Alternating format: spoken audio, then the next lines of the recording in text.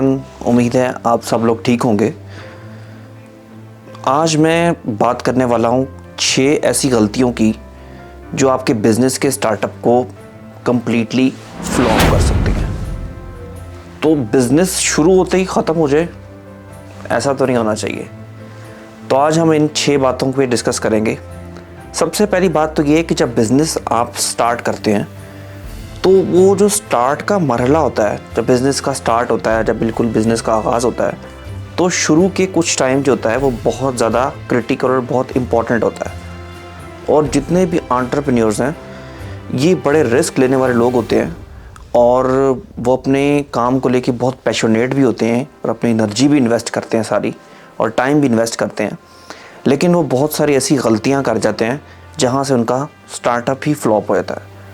तो बिज़नेस का आगाज़ के लिए इन 6 गलतियों को आपने ध्यान में रखना है कि ये 6 गलतियां आपसे नहीं होनी चाहिए। अगर आपने बिज़नेस का आगाज़ करना है तो इन 6 चीज़ों से आपने बचना है। ज़्यादा मैंने देखा है कि बहुत सारे स्टार्टअप्स सिर्फ इसलिए फ्लॉप होते हैं कि वो ऐसी प्रोडक्ट बनाते हैं या ऐसी सर्विसेज दे रहे होते हैं अपने क्लाइंट्स को या अपने कस्टमर्स को या अपने कंज्यूमर को जिसकी मार्केट में डिमांड नहीं होती, जिसकी लोगों को ज़रूरत नहीं है।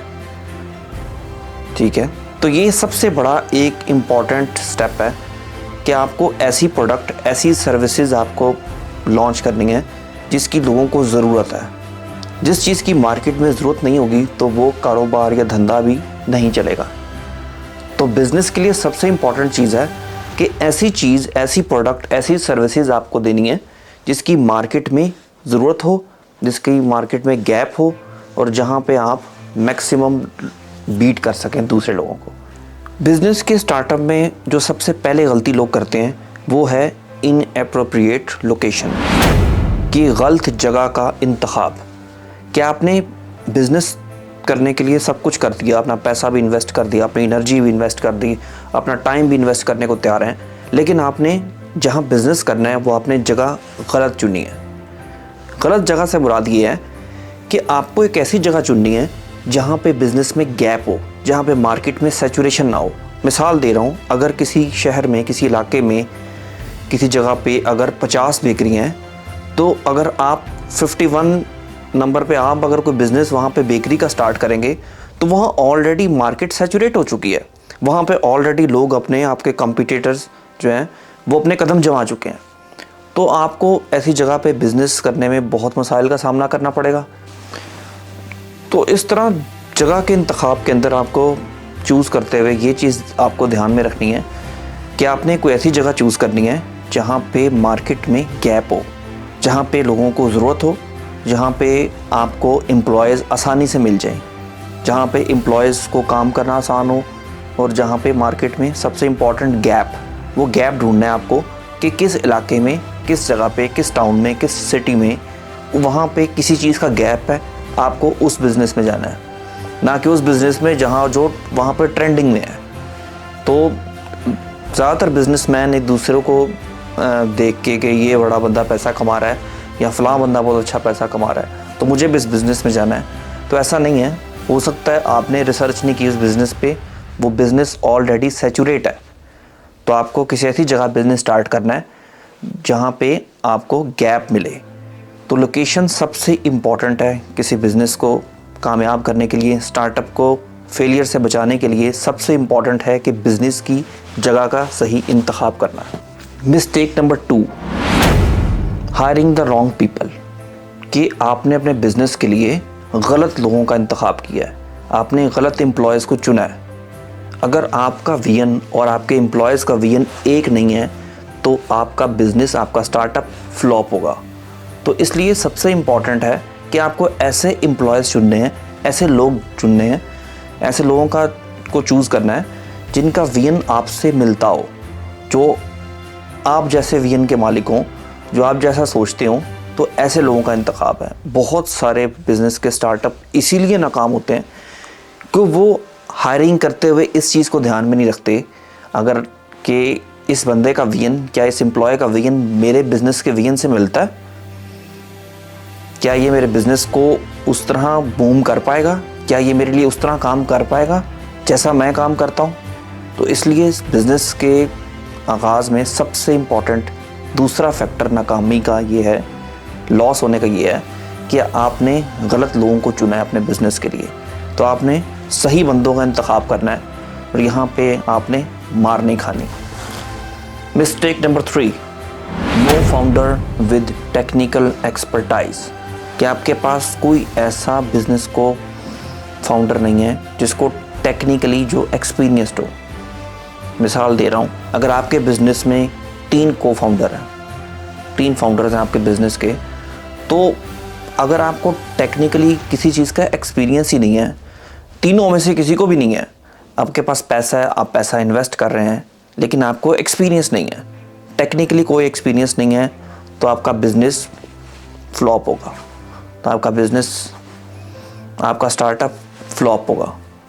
तो स्टार्टअप में कामयाबी के लिए आपको चाहिए 2-3 ऐसे को फाउंडर्स जिनको मुख्तलिफ एक्सपर्टाइज़ के मालिक हो, मतलब उनमें मुख्तलिफ किस्म के एक्सपीरियंस हो, टेक्निकल एक्सपीरियंस हो, ताकि मिसाल दे रहा हूँ कि एक ही चीज़ को अगर एक बंदा सोचेगा तो वो एक पॉइंट ऑफ व्यू से सोच रहा होगा। अगर उसी पॉइंट को 3 लोग सोच रहे होंगे तो वो 3 लोग अलग अलग दिमागों से सोचेंगे।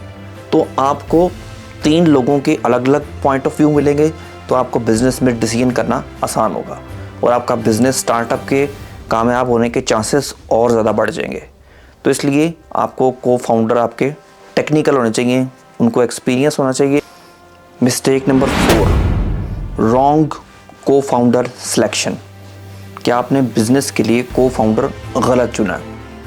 मिसाल दे रहा हूँ, अगर आपके पास कुछ ऐसे लोग हैं जो इन्वेस्ट करना चाहते हैं किसी बिज़नेस में, तो आपको सिर्फ ये नहीं देखना कि उनके पास पैसा है और वो इन्वेस्टमेंट कर सकते हैं। आपने इस सेंस में अपना को फाउंडर चूज़ करना है जिसका विजन आपसे मिलता हो।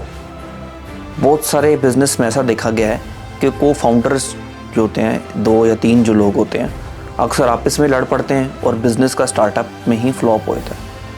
तो और आपको भी इस चीज़ का डर होता है क्योंकि आपके पास वो टेक्निक्स नहीं हैं, वो चीज़ें नहीं हैं, वो आप में वो नॉलेज नहीं है जो उसके पास है, या उसके पास जो है वो आपके पास नहीं है। तो इस चीज़ लिए आपको को फाउंडर का इंतखाब करते हुए, उसकी सिलेक्शन करते हुए, उसको देखते हुए कि आपने किसको को फाउंडर अपने साथ बनाना है, तो इसमें आपको बड़ी एहतियात इख्तियार करनी पड़ेगी, बहुत एहतियात से काम लेना पड़ेगा। क्योंकि अगर आपने गलत बंदा चुना तो आपका बिज़नेस हो गया ठप, आपका बिज़नेस नहीं चलेगा, तो आपको स्टार्टअप में ही लॉस होगा।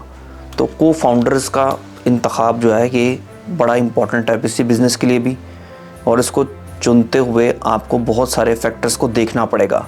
आप किसी ऐसे बंदे को फाउंडर चुनें जिसको आप पर्सनली जानते हो, जिसके साथ आपका कोई अच्छा एक्सपीरियंस हो, जिसके साथ आपने वक्त गुजारा हो, बजाय कि किसी अननोन इन्वेस्टर को आप को फाउंडर बना के ले आएँ जिसको आप पर्सनली नहीं जानते कि वो किस मिजाज का मालिक है, किस तबीयत का मालिक है, क्या वो आपके साथ लॉन्ग टर्म चलने वाला है या नहीं चलने वाला।